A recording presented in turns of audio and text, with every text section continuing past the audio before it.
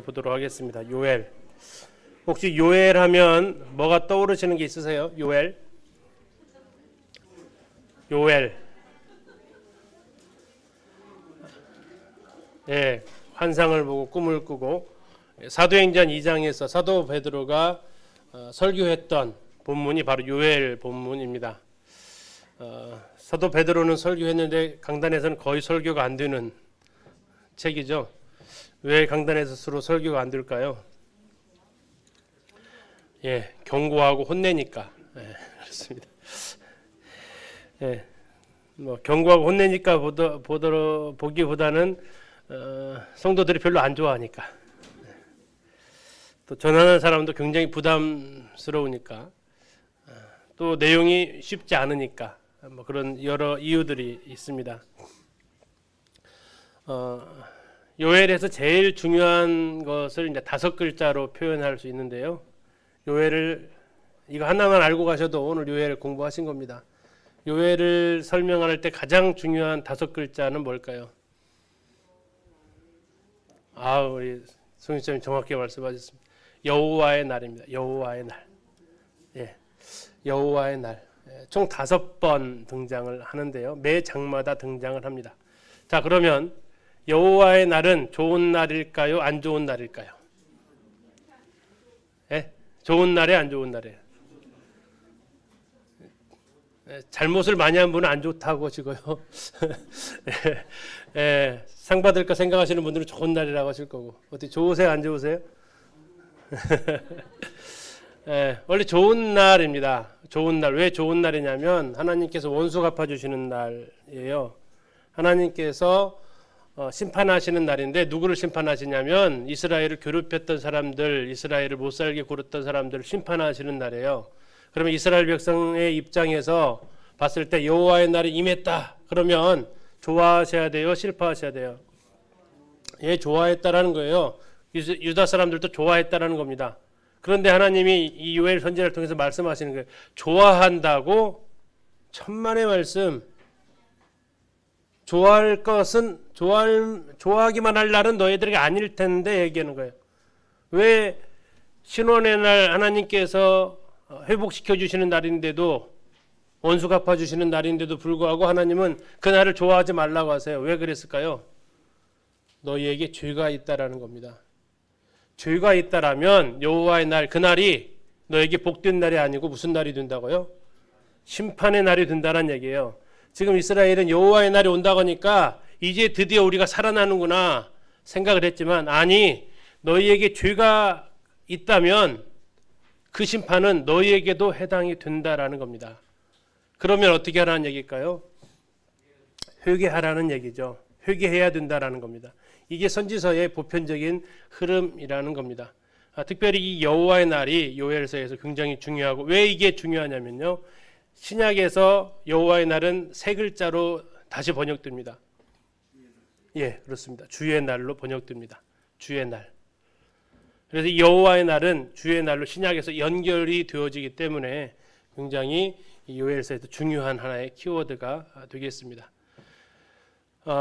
보통 이제 2가지 생각을 하시죠. 사도행전에서 사도 베드로가 했던 그 설교에 나와 있는 성령이 부어주실 것이다라는, 그리고 여호와의 날, 그리고 아마 요엘하면 또 빼놓을 수 없는 단어가 있죠. 3글자로 팔딱팔딱 뛰어다니는 거, 그렇죠. 메뚜기죠. 요엘하면 메뚜기가 또 바로 연결이 되어집니다. 적어도 이 키워드 정도 아시면 훨씬 더 이 요엘서에 대해서 이해할 수 있습니다. 요엘서는 1장 1절 지금 펴셨죠. 1270쪽입니다. 우리 성경 1270쪽 요엘서 1장 1절 시작이 참 심플합니다. 부두엘의 아들 요엘에게 임한 여호와의 말씀이라. 선지서는 보통 앞에요 왕의 이름이 등장을 합니다. 그 얘기는 어느 시대에 있었던 말씀이다라고 하는데요. 이 시대를 밝히지 않고 있어요. 단순히 누구만 밝히냐면 이 기록을 한 사람, 선지자만 밝히고 있어요. 그 사람 이름은 요엘이래요. 자, 이름의 끝에 야가 들어가면은 뭐라고 그랬죠? 여호와라고 그랬죠. 그래서 뭐 이사야, 엘리야 할 때 이러면 여호와라는 단어의 그 해석이 들어간다고 했습니다. 근데 야가 앞으로 오면요. 예, 요로 이렇게 표현이 돼요. 그래서 요는 여호와고요. 엘은요. 하나님이에요. 그래서 요엘의 뜻이 뭐냐면 여호와는 하나님이시다라는 거예요. 뒤로 가면 야나 이렇게 나가면 되는데 이게 앞으로 오니까 여호와는 하나님이시다. 요엘이 됩니다. 요엘. 자, 구약의 침례 요한이라고 불렸는데 왜냐하면 회개할 것을 외치고 다녔으니까요. 심판 앞에서 회개할 것을 외치고 다녔으니까 오순절의 선지자다 불린 이유는 사도 베드로에 의해서 이 요엘서의 본문이 설교되어졌기 때문에 그러한 별명이 붙게 됩니다. 회개의 메시지를 굉장히 간결하게 전한 사람입니다. 요엘서가 몇 장까지 있죠? 3장까지밖에 없습니다. 그리고 나중에 이제 이 글을 가리켜서 종교 부흥의 선지자로 불려지기도 합니다.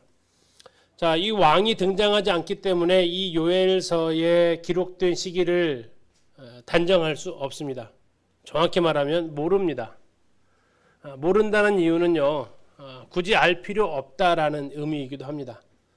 굳이 알 필요 없다는 얘기는 뭘까요? 이것은 어느 특정한 시대에만 해당되는 말씀이 아니고 모든 시대에 들어야 될 말씀이다라는 의미도 같이 생각해 볼 수 있습니다. 하나님이 감추셨다면 감추신 이유가 있는 거죠. 그래서 이 특정한 시대가 나와 있지 않다라는 것은 이것은 어느 특정한 시대뿐만 아니라 오늘날에도 우리가 귀 기울여 드려야 될 말씀이다라고 생각할 수도 있겠습니다. 그래도 이 배경을 조금 더 알기 쉽게 하려면 시대적 배경을 알면 좋은데 그런 시대적 배경을 알 수 있는 힌트는 찾을 수 있다라는 겁니다. 힌트. 자, 힌트가 뭘까요? 이 요엘서의 배경을 알 수 있는 가장 힌트는 왕이 등장하지 않는다라는 겁니다. 왕. 무슨 왕이라고 이름도 없지만 이 본문 내에서도 왕이 없어요. 그 모든 총책임을 누구한테 돌리고 있냐면 제사장한테 돌리고 있어요. 자, 1장 13절 보시면 누가 나와 있습니까? 제사장들아 이렇게 나와 있죠. 그래서 이때 당시에 이 요엘서를 기록하고 있었을 때에 모든 최고의 책임을 가진 이 민족에 있어서 최고의 책임을 가지고 있는 사람이 누구라고요? 왕이 아닌 제사장이었다라는 겁니다. 그러면 이스라엘의 역사 가운데 왕이 아닌 제사장의 때가 있었던 때가 언제냐라는 것이 이제 하나의 이 시대적 배경을 찾는 열쇠가 되는 겁니다. 두 번째는 뭐냐면 이들을 괴롭혔던 민족이 등장하고 있어요. 이스라엘을 이 유다를 괴롭혔던 민족. 3장으로 잠깐 가서 한번 보시겠습니다. 찾으셨습니까? 3장 가셔서 보시면 4절 보시겠습니다. 두로와 시돈과 블레셋 사방아. 지금 괴롭혔던 민족 등장하고 있죠.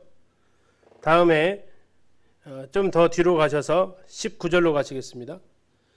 애굽은 황무지가 되고 에돔은 황무한 들이 될 거다라고 얘기하고 있습니다. 그러면 지금 이 시대는 어떤 시대를 상황이냐면 애굽이나 에돔, 두로나 시돈, 블레셋이 유다를 괴롭혔던 때다라는 얘기죠. 이해 가시죠? 사사 시대가 될 수 없는 이유가 뭐냐면 그때는 왜 안 될까요? 그때는 선지자가 등장하지 이런 기록 선지자가 등장하지 않는 때였습니다. 사사들이 모든 걸 통괄했던 시대였기 때문에 이렇게 선지자가 이렇게 기록하는 시대가 아니었다라는 거죠. 사사가 그 일을 모든 사사가 왕과 선지자와 제사장의 역할을 3권을 다 가지고 있었던 시대이기 때문에 그렇습니다. 그럼 이스라엘 역사 가운데서 왕이 등장하지 않았던 시대는 딱 두 개가 있는데요. 하나가 우리가 방금 전에 보았던 아달랴 통치 기간입니다. 그때는 왕한테 뭘 요구하거나 할 수 없는 시대였다라는 거죠. 그리고 요아스가 굉장히 어려서 거의 대제사장이 섭정하던 그 시대라고 하나 잡을 수 있고요. 또 하나는 나라가 완전히 망해서 속국이 되었을 때 바벨론 포로 이후 시대라고 봅니다. 그래서 크게 성경학자들은 이 두 시기로 봅니다. 그런데 이제 우리는 이 앞에 걸 보는데 그 이유 중에 가장 큰 것 중에 하나가 바로 블레셋이 미래형으로 되어져 있죠. 그죠? 아까 3장에서 보셨을 때 이 나라 바벨론 이후에는 이 블레셋이 이렇게 명성을 떨치지 않거든요. 그러면 이런 시대적 관점으로 봤을 때는 우리가 지금 방금 앞 시간에 보셨던 요아스가 어리고 왕으로 이제 막 통치하면서 왕권보다는 제사장권이 더 강했던 시대, 그때로 지금 보기 때문에 이 요엘서를 지금 여기에다가 등장을 시킨 겁니다. 그러니까 북쪽에서는 바로 엘리사가 활동하던 시대였고요. 뭐 엘리사는 예후 이후에까지 계속 활동을 하니까요. 그 예후에 뒤이어서 예후 요아스 때 죽으니까 이때 북쪽에서는 엘리사가 활동하고 있었고 남쪽에서는 대제사장 여호야다 때 바로 이 요엘이 활동했을 가능성이 크다라는 겁니다. 이거 뭐 추정이지 그렇다라는 것은 아니고 대략 이런 배경이다 생각을 해볼 수 있겠고요. 처음에 말씀드렸던 것처럼 요엘서 하게 되면 세 글자로 표현하면 메뚜기라고 했습니다. 메뚜기, 네 종류의 메뚜기가 등장을 하는데 또 하나는 이 메뚜기 재앙이 과연 언제 있었냐라는 것이 또 하나의 이 배경을 알 수 있는 열쇠죠. 근데 이건 너무 자주 있었기 때문에 큰 단서는 되지 않습니다. 그러나 이 메뚜기 재앙이 굉장히 극심했던 때인 것을 또 우리는 여기서 확인할 수 있습니다. 자, 그러면서 이제 백성들한테 이 요엘 선지자를 통해서 하나님께서 말씀하시는 겁니다. 여호와의 날임에도 불구하고 너희다가 회개하지 아니하면 오히려 하나님의 축복이 임하는 게 아니라 하나님의 징계를 받을 것이다. 그러나 너희가 만약 회개하게 되면 이제 너희들을 하나님께서 복 주실 것이다라는 것이 요엘서의 주 메시지의 흐름이 되겠습니다. 만약 이 요엘서의 배경이 우리가 방금 전에 보셨던 이 이스라엘에서 굉장히 혼란스러운 시대죠. 왜냐하면 왕이 객사를 했던 때고 왕족이 몰살당했던 이 시대적인 혼란기에 해당이 된다면 이 상황 가운데서 이제 우리가 방금 보셨던 이 내용 우리가 좀 짚어볼 수 있겠습니다. 그 직전의 왕이었던 여호사밧은 잘 통치를 했던 선한 왕 중에 한 명으로 기록이 되어져 있습니다. 그가 잘못했던 것 대표적인 것 하나를 꼽으라면 뭐였습니까? 아합의 딸인 아달랴를 자기의 며느리로 맞이하면서 남유다도 아합의 영향을 받게 했다. 바알의 영향을 받게 했다라는 거죠. 자, 여호람이 아달랴와 결혼을 하면서 이제 남유다도 굉장한 어려운 가운데 들어가죠. 지난번에 말씀드렸습니다. 여호람은 자기 부인 아달랴의 말을 듣고 자기가 왕이 된 이후에 아들들을 자기 동생들을 다 죽이게 됩니다. 이 아달랴가 아까 누구를 죽였다고 그랬죠? 자기가 왕 되려고 손자들을 다 죽였다고 그랬죠? 근데 자기 남편이 왕 됐을 때는 누구를 죽인 거예요? 자기 시동생들을 다 죽인 거예요. 이게 아달랴가 유다에 얼마나 폐악을 끼쳤는지를 우리는 알 수 있죠. 남편이 왕으로서 하게 하려고 시동생들을 다 죽이고 자기 손자가 죽어서 오니까 나머지 그냥 손자들도 다 죽여버려서 자기가 왕이 되는 그런 폐악을 행했던 사람이 바로 이 아달랴가 되는데, 자, 이렇게 하면서 나라는 어지럽고 그러면서 에돔, 림나가 반역했다는 우리가 보셨습니다. 다음에 블레셋과 아라비아가 쳐들어왔을 때 이 아하시아를 빼놓고는 전부 다 또 죽임을 당하는 것도 보셨고요. 그렇게 했던 여호람은 창자가 빠져나오는 죽음을 당하게 되고 나라는 정말 어려운 가운데 있었습니다. 그리고 방금 전에 보셨던 이 아하시아는 요삼촌 병문안 갔다가 예후한테 죽임을 당하게 되고 아달랴는 6년간 통치하면서 왕족을 전부 씨를 말리는 작전을 펴게 됩니다. 나라가 이렇게 혼란스러운 가운데 있었다라는 거죠. 자, 그 다음 주제와 목적을 보시면 요엘서의 주제는 5글자라면 여호와의 날이다라고 말씀을 드렸습니다. 자, 이 날은 좋은 날이었습니다. 이스라엘이 구원받는 날이었습니다. 열방은 심판하시는 날이었습니다. 그런데 이스라엘 백성은 그래서 이 날을 좋아했지만 요엘 선지자는 외칩니다. 너희들이 죄가 있는 한, 너희들이 죄 가운데에서 떠나지 않는 한 그날은 심판의 날이 되고 애통하는 날이 될 것이다. 하나님의 백성이라는 이유만으로 이 심판이 너희들에게 지나가지 않을 것이다. 너희들은 죄악을 버려야 되고 하나님께로 돌아와야만 여호와의 날이 정말 여호와의 날이 될 수 있을 것이다. 여호와의 날은 하나님을 향한 백성에게는 축복의 날이지만 죄를 짓고 하나님한테 반역했던 그들에게는 심판의 날이 될 것이다. 그것은 너희가 어떻게 행하느냐에 따라서 그날이 심판인지 은혜인지 이것을 알 수 있을 것이다. 자, 5번 나온다겠죠. 1장 15절에 한번 표시를 해놔도 좋겠습니다. 자, 슬프다 그 날이여 여호와의 날이 가까웠나니. 원래는 슬픈 날 아니라고요. 그죠? 근데 이 날이 지금 여호와의 날이 가까웠는데 슬프다는 얘기예요. 왜? 죄악 가운데서 떠나지 않는 한 그날은 좋은 날이 아닌 겁니다. 2장 1절에도 보시면 끝부분에 이는 여호와의 날이 이르게 됨이니라. 자, 어떻게 하는데 나와 있는 보면은 2절 곧 어둡고 캄캄한 날이요 짙은 구름이 덮인 날이라. 이제 하나님의 심판이 임하는 것을 표현해주고 있습니다. 2장 11절 끝에 보시면 여호와의 날이 크고 심히 두렵도다. 당할 자가 누구이랴. 31절입니다. 여호와의 크고 두려운 날, 여호와의 날입니다. 3장 14절입니다. 사람이 많으며 심판의 골짜기 여호와의 사람이 많으며 심판의 골짜기에 여호와의 날이 가까움이로다. 원래는 이 날이 신원의 날이고 하나님 백성에게는 이제 하나님 은혜 베푸는 날인데 그들을 향해서 이 여호와의 날은 요엘서에서 결코 좋은 날로 언급되어지지 않고 있다라는 겁니다. 그 이유는 바로 유다의 죄 때문이었습니다. 아까 시대적 배경이 요아스와 아달랴 그 시대에 왔다면 아달랴가 6년간에 해놓았던 온갖 우상 숭배로 인해서 그 날은 이스라엘 백성들에게 하나님의 심판의 날이 될 거라는 거죠. 당시 백성들은 여호와의 날은 구원의 날, 즐거운 날로 알고 있어서 그 날을 사모했는데요. 이거 신약에서 잠깐 나옵니다. 그 날을 사모하지 말라고 얘기를 하죠. 그 날은 앞에서 보셨던 대로 하나님의 심판의 날입니다. 그것을 어떻게 준비해 두느냐? 회개해라라는 겁니다. 회개해라. 하나님이 주실 영적인 축복을 체험하도록 준비하라라는 거죠. 그렇지 않으면 하나님의 심판을 받게 된다라는 겁니다. 자, 요엘서의 특징을 보게 되면 다양한 문학적 방법을 사용을 하는데요.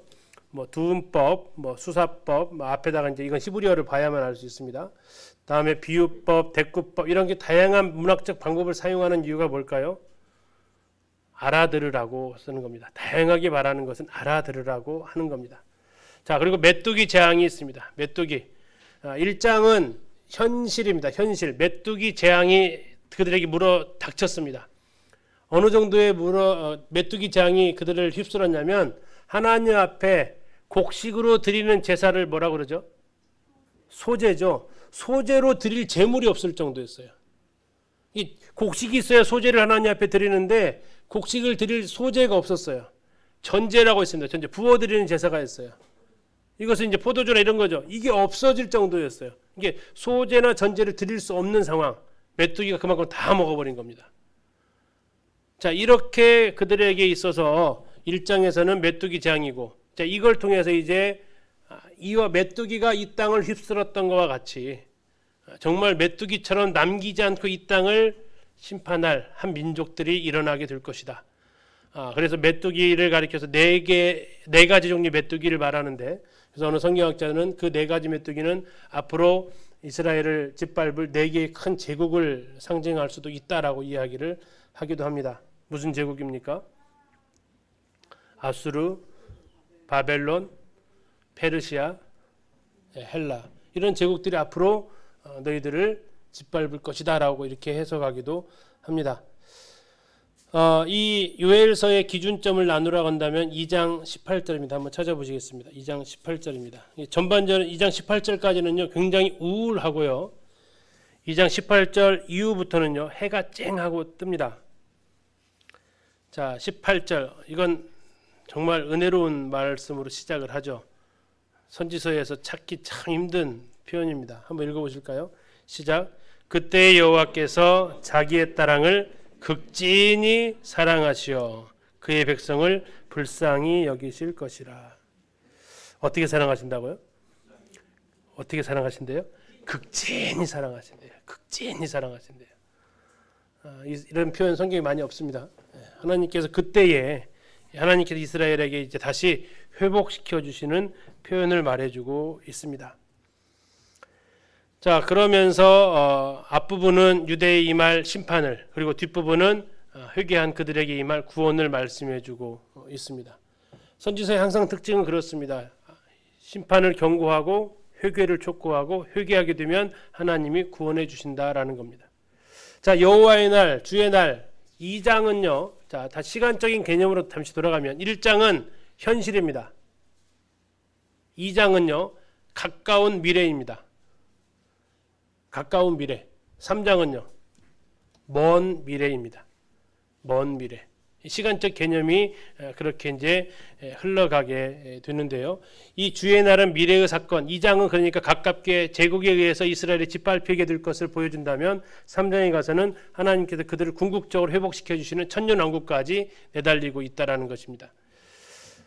이 요엘서는 메시아를 예언하고 있습니다. 이른비 늦은비 이렇게 나와 있는데 여기 사용되어진 그 어원을 갖다 이렇게 되면 좋은 교사라고 이렇게 번역되어질 수 있습니다. 이른비라는 그 단어 자체가 그래서 의의 교사 이런 의미를 가지고 있어서 누구겠습니까? 메시아를 보여주고 있겠죠. 또 잘 알려진 성령 강림의 약속 2장에서 나오고 있습니다. 그래서 이것은 오순절날에 이루어진 건데요. 오순절날 성령 강림했을 때 몇 명에게 성령이 임했죠? 몇 명에게 임했습니까? 예, 120문도에게 임했잖아요. 그러면 다 임한 건가요? 아니죠. 아주 일부에게 임하지 않았습니까? 근데 앞으로 성령께서 어떻게 하신다고 하셨냐면 2장 28절 잠깐 가서 보시면 그 2장 28절 그 후에 내가 내 영을 성령을 만민에게 부어주리니 자 이거 이루어졌어요? 만민에게 아직 아니죠. 오순절날 사건으로 끝나지 않았다라는 얘기예요. 이것은 지금 겹쳐 있는 거죠. 오순절에 뭐라고 할까요? 맛보기라고 해도 될까요? 그때 잠깐 경험을 하고 궁극적으로 이제 만민에게 하나님의 영이 부어질 날이 올 것이다라는 겁니다. 자, 그것은 이제 오순절날 잠깐 이루어졌지만 온전하게 다 이루어지진 않았고 그래서 이것은 앞으로 먼 미래에 있을 일들까지도 요엘서는 포함하고 있다라는 거죠. 자, 이 요엘서는 묵시적 종말론의 책이다라고 하는데 이 책은 여호와의 날의 먼 미래에 해당되었을 때 마지막 종말론적인 구원의 날을 말해주고 있습니다.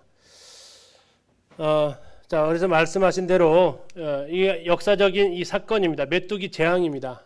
그리고 임박한 주의 날인 것은 가까운 미래입니다. 가까운 미래. 그리고 이제 앞으로 다가올 먼 미래가 유대 이스라엘에게 임할 겁니다. 그러니까 이 선지서의 시간 개념은 구약에 있으면서도 불구하고 아직까지도 이루어지지 않은 천년왕국에게 그들에게 주어진 약속의 시간이기 때문에 거기까지 가는 사건들이 많이 있어서 산이 막 중첩이 되어져 있으면 그 산이 그 산과 거리가 별로 안 된 것처럼 보이지만 실제로 가보면 엄청난 간격을 두고 있잖아요. 그것처럼 이렇게 선지서의 관점은 그런 생각으로 보시면 되겠습니다. 그래서 1장은 그들에게 닥친 사건이고 2장은 앞부분은 가까운 미래 이것은 이루어진 내용들이 되고 뒤에 나오는 이런 것들 앞으로 이제 더 다가올 먼 미래적인 관점이 되겠습니다.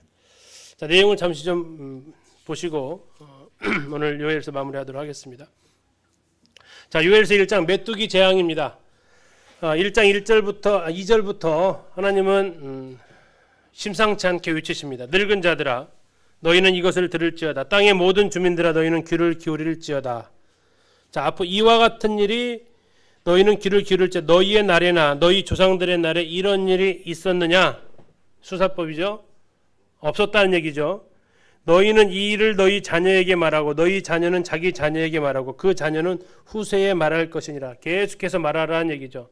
그래서 아까 요엘서가 특정 왕을 얘기하지 않았다는 얘기는 이것은 모든 시대가 들어야 될 메시지라고도 할 수 있다는 얘기죠. 그래서 4절에 보면 메뚜기 종류가 나오죠.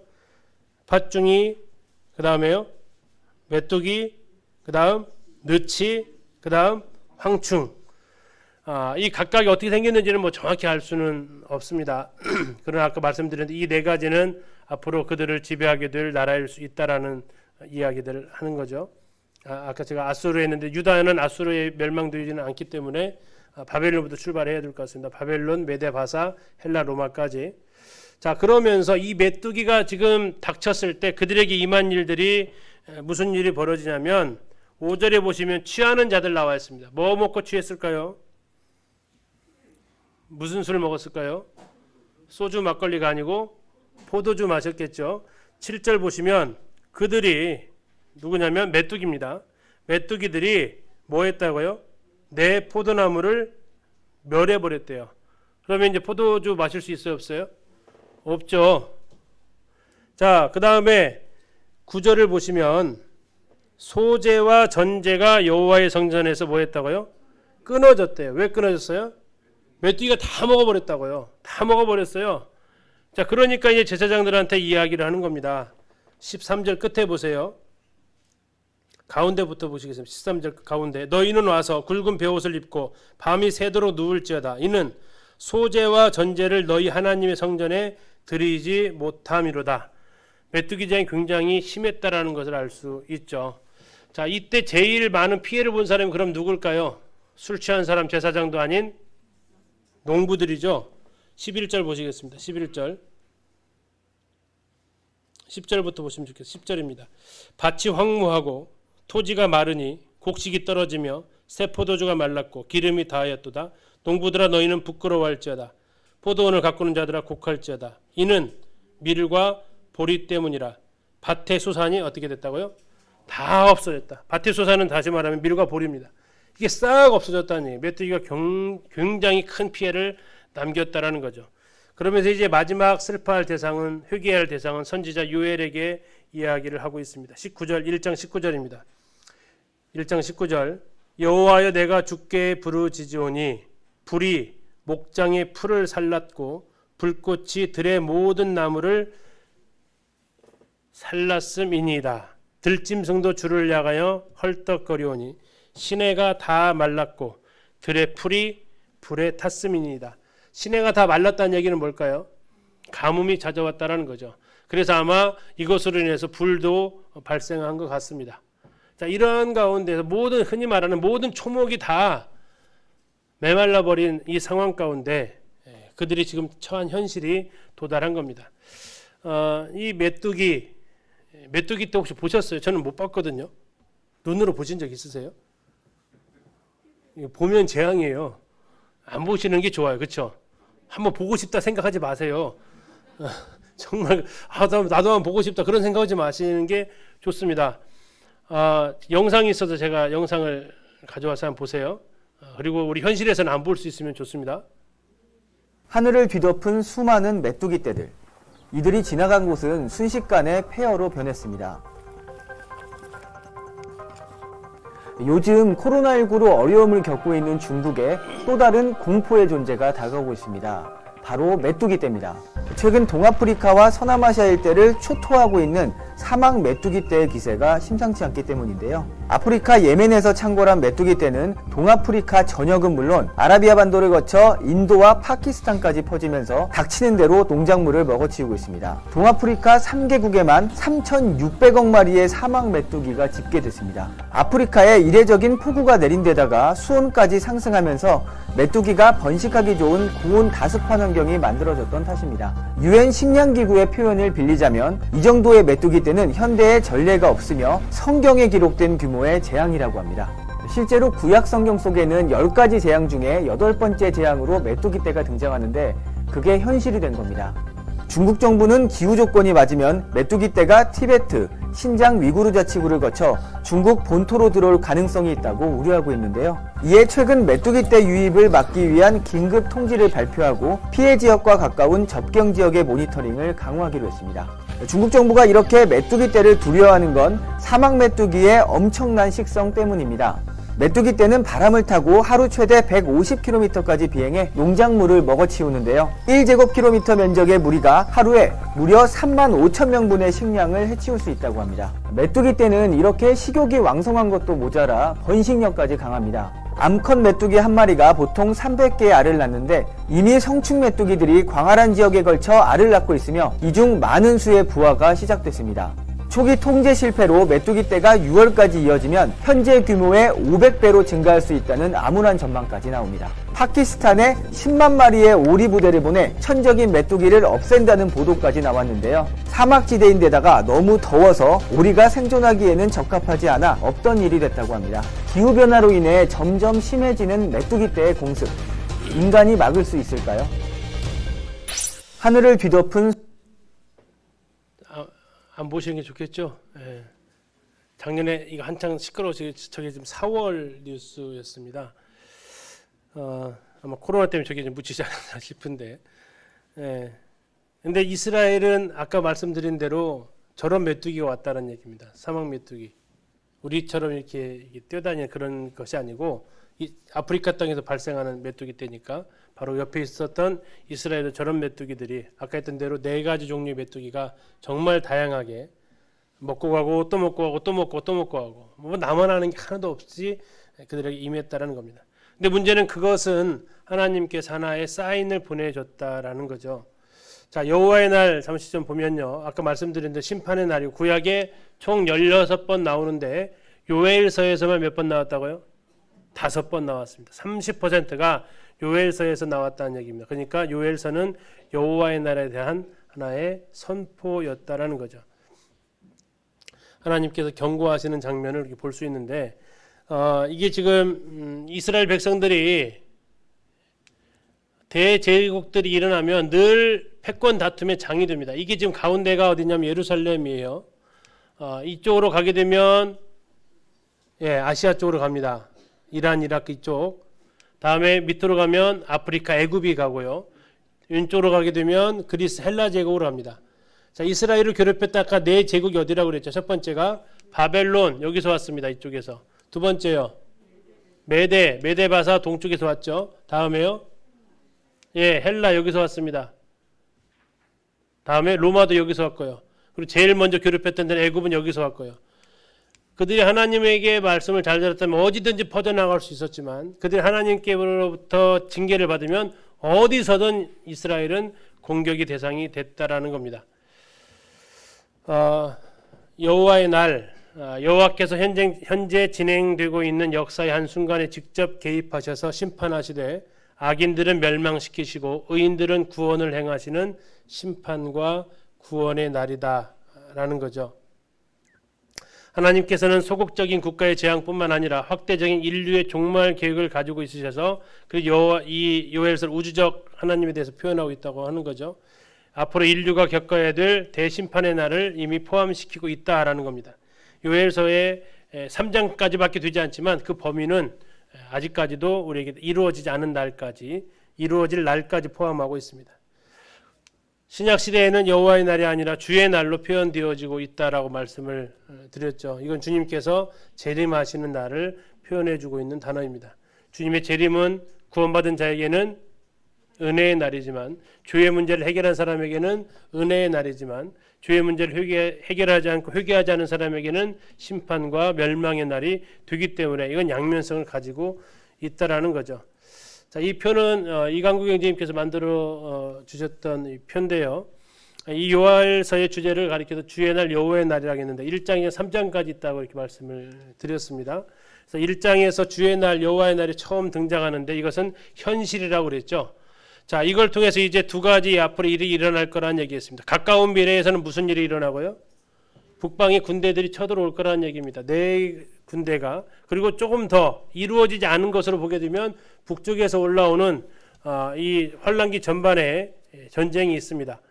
그 아마겟돈 말고요. 그 전쟁을 지금 하나를 보여주고 있고, 다음에 3장에서 먼 미래라고 말씀드렸는데 이것은 그 후반기에 일어나게 될 아마겟돈 전쟁까지도 보여주고 있다. 그래서 요엘서에서는 계시록하고도 연관이 이렇게 되어지게 되는 날입니다. 이 시대를 굉장히 넓게 보여주고 있고, 신자주석 율리안 맥도날드 형제님께서 이렇게 말씀하셨는데요. 장차 여호와의 날은 대환란 기간과 재림과 그리스도의 천년 통치와 하늘과 땅이 불로 최종적으로 멸망당하는 것을 포함하고 있다라고 이야기를 하고 계십니다. 그래서 이 요엘서가 굉장히 넓은 범위로 지금 시대를 예언하고 있다는 것을 확인할 수 있고요. 그랜드 주석 뭐 이게 한 30권짜리 되는 주석이죠. 이 그랜드 주석에서도 이 여호와의 날과 주의 날을 비교하고 있습니다. 아마 그 책에 있을 겁니다. 이 보시면 이 좋은 날이 아니라는 것, 죄가 있으면, 그러나 회개하게 되면 여기 보면 또 좋은 날도 있죠. 우리들의 이게 해당되는 날도 이렇게 있습니다. 참고해서 한번 보시면 여호와의 날에 대해서 우리가 알 수 있겠습니다. 자, 이제 하나님이 이렇게 심판하시는데 외치는 메시지는 뭡니까? 회개하라는 겁니다. 회개하라, 여호와께로 돌아오라라고 외치고 있습니다. 여호와의 날이 임박했다. 그날은 어둡고 캄캄한 날이고 짙은 구름이 덮인 날이라고 외칩니다. 다음에 2장 2절 끝에 보면 이는 많고 강한 백성이 이르렀음이라 이렇게 나와 있습니다. 2장 2절 가운데 부분입니다. 이는 많고 강한 백성이 이르렀다. 이것은 이제 가까운 시대에 일어날 바벨론 군대의 공격을 보여주고 있죠.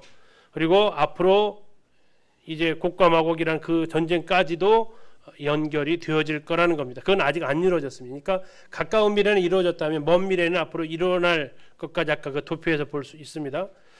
자, 이 에덴 동산과 같았던 이 땅이 하나님의 2장 3절에 보니까 그들의 예전의 땅은 에덴 동산 같았으나 그들의 나중의 땅은 황폐한 들 같을 것이다.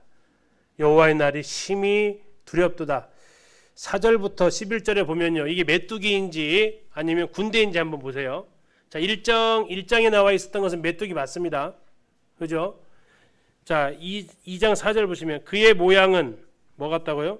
말 같고 달리는 것은 기병 같고 그들이 산꼭대기에서 뛰는 소리는 병거 소리 같고 불꽃이 건물을 사르는 소리와도 같고 강한 군사가 줄을 버리고 싸우는 것 같고 그 앞에서 백성들이 질리고 무리의 낯빛이 하얗게 질려버렸습니다. 7절 그들이 용사같이 달리며 무사같이 성을 기어오르며 각기 자기의 길로 나아가되 그 줄을 이탈하지 아니하고 피차에 부딪히지 아니하고 각기 자기 길로 나아가며 무기를 돌파하고 나아가나 상하지 아니하며 성중에 뛰어들어가며 성 위에 달리며 집에 기어오르며 도둑같이 창으로 들어가니 군대 같아요? 메뚜기 같아요? 군대 같죠. 지금 메뚜기 때를 경험했는데 그 메뚜기가 쓸듯이 지금 앞으로 하나님의 이러한 군사가 너희들을 공격할 것이다라는 것을 이야기하고 있습니다. 그러니까 어떻게 하라고요? 회개하라는 겁니다. 그러니까 회개하라. 12절입니다. 여호와의 말씀에 너희는 이제라도 뭐 하라고요? 금식하고 울며 애통하고 마음을 다하여 내게로 돌아오라. 내게로 돌아오라. 회개하라 라고 외치십니다. 근데 중요한 것은 뭘 찢지 말고요. 33절 옷을 찢지 말고 뭘 찢으라고요? 마음을 찢으라. 그러면 그들은 지금 옷을 찢었다는 얘기예요. 이건 뭐냐, 뭘 말해주고 있냐면요. 습관성 회개가 있어요. 습관성 회개. 해본 적 있으세요? 네, 있죠. 네. 그래서 하나님께서 지금 외치시는 거예요. 뭔 일 있으면 잘못했다고 보면서 옷 찢는 일들이 있어요. 그거 아니고 하나님은 네 마음을 찢으라는 얘기예요. 마음을 찢어라. 그냥 그 습관성으로 그냥 무의식적으로 말하는 이런 거 그게 회개가 아니고 네가 마음을 찢고 여호와께로 돌아오라고 합니다. 근데 최근에 이제 어떤 형제가 한 글을 보내줬는데 회개해야 구원받는다라는 이런 글을 이렇게 보냈어요. 회개는 구원받는 조건이 아닙니다. 법정에 가서 징역 10년 때렸는데 거기 앞에서 물론 회개 않는 사람 요새는 있더만요. 근데 그 자리에서 잘못했습니다라고 말하면 감량해 주나요? 잘못된 줄 알겠어? 그러면 뭐 무죄 이렇게 해줘요? 안 해줘요. 근데 왜 회개를 해야 되냐면요. 그 뒤에 나와 있는 구절 때문에 그래요. 하나님의 은혜가 있기 때문에 회개가 통하는 거예요. 뭐라고 말씀하십니까? 13절 가운데 그는 은혜로우시며 자비로우시며 노하기를 더디하시며 인애가 크시사 뜻을 돌이켜 재앙을 내리지 아니하시나니. 자, 이게 우리가 회개할 수 있는 전제 조건이에요. 하나님 이렇게 안 해주신다면, 이런 분이 아니라면 회개한들 아무 효과가 없는 겁니다. 우리가 하나님 앞에 회개하는 이유가 하나님이 이러한 분이시기 때문에 회개할 때 하나님께서 뭐 하신다고 했다고요? 뜻을 돌이키신다고요. 우리는 그래서 그 예들 아합에서 봤잖아요. 아합이 힘없이 다니니까 야, 자 회개했다라고 하면서 심판을 유예하시는 것을 보잖아요. 예, 하나님 그런 분이시기 때문에 회개가 통하는 거죠. 회개했다고 모든 만사 형통이 아니에요. 중요한 것은 하나님의 이런 은혜로우심이 회개하는 데 있어서 전제가 되는 거죠. 그래서 그 땅의 14절 보니까 끝부분에 여호와께서 소제와 전제를 드리게 하지 아니하실는지 누가 알겠느냐. 자, 앞에서 1장에서 뭘 못 드렸다고 했어요? 예, 소제 전제 못 드리게 됐다고 했잖아요. 그러면 이제 소제와 전제를 드리게 한다는 것은 어떻게 하신다는 겁니까? 이 땅을 다시 회복시키겠다는 거예요. 왜? 하나님 은혜로우시니까 다만 너에게 바라는 것은 너희가 마음을 돌이켜서 나한테 돌아오는 것 그것뿐이다라고 이야기를 하고 계십니다. 자, 그러면서 이제 하나님을 향해서 금식일을 정하고 성일을 소집하고 제사장들은 울면서 하나님 앞에 이렇게 말하라고 합니다. 17절입니다. 여호와를 섬기는 제사장들은 요엘서의 특징이라고 그랬죠. 왕이 아닙니다. 제사장에게 모든 책임이 지금 주어져 있다라는 겁니다. 당실과 제단 성전입니다. 제단 사이에서 울며 이르기를 여호와여 주의 백성을 불쌍히 여기소서 주의 기업을 욕되게 하여 나라들로 그들을 관할하지 못하게 하옵소서 어찌하여 이방인으로 그들의 하나님이 어디 있느냐 말하게 하겠나이까 할지니라. 울면서 하나님 앞에 부르짖으라는 겁니다. 울면서 하나님 앞에 돌아오라는 겁니다. 그렇게 돌아오면 18절 아까 전환점이라고 그랬죠. 전환점 어떻게 하시겠다고요? 그때에 자기의 땅을 어떻게 하신다고요? 극진히 사랑하실 것이다. 그의 백성을 불쌍히 여기실 것이다. 불쌍히 여기신다 해서 그 숫자 써 있나요? 2. 그리고 그 밑에 나눠줘 한번 보세요. 뭐라고 되어 있어요? 2번. 과거사를 씻음. 썼음이에요. 씻음이에요. 과거사를 썼음. 자, 그때 여호와께서 자기 땅을 극진히 사랑하시어 그의 백성들을 불쌍히 여기신다. 어떻게 하신다고요? 그 과거에 했던 모든 것들에 대해서 잘못했던 것들에 대해서 하나님께서 그것들에 대해서 용서하신다니 불쌍히 여기셔서 용서하시고 사랑하시고 하시겠다라는 선언입니다. 자, 그런 것들을 그러면 구약의 시대이니까 무엇으로서 증명을 해 주시게 될까요? 19절부터 보면 그 여호와께서 그들에게 응답하여 이르시기를 내가 너희에게 뭘 준대요? 곡식과 새 포도주와 기름을 주겠대요. 그래서 너희들이 흡족할 거래요. 다음에 20절 내가 북쪽 군대를 너희에게서 멀리 쫓아버리겠대요. 자, 어디까지 쫓아버리냐면요. 그 앞에 부대는 동해로 가서 몰살시키고 그 뒤에 부대는 서해로. 자, 동해 그 앞에 부대 동해가 어디예요? 동해. 이스라엘에서 동해가 있어요.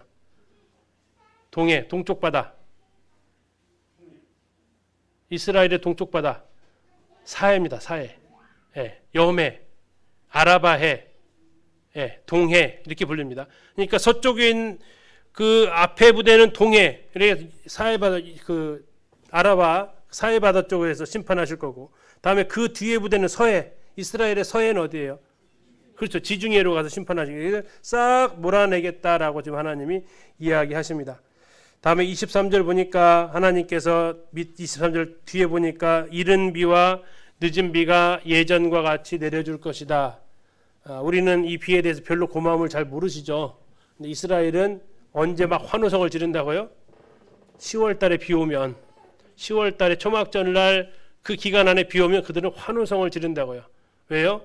그게 무슨 비예요? 이른 비예요? 10월 달에 내리는 비가 이른 비예요? 늦은 비예요? 이른 비라고 그랬잖아요.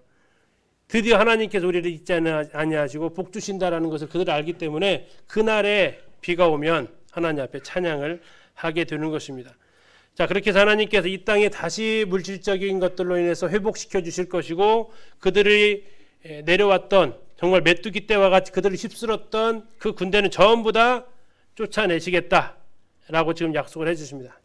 세 번째 하나님께서 하신 약속은 가까운 미래에는 오순절날 이루어졌고 먼 미래에는 앞으로 천년왕국 그때까지 아마 들어가게 될 겁니다.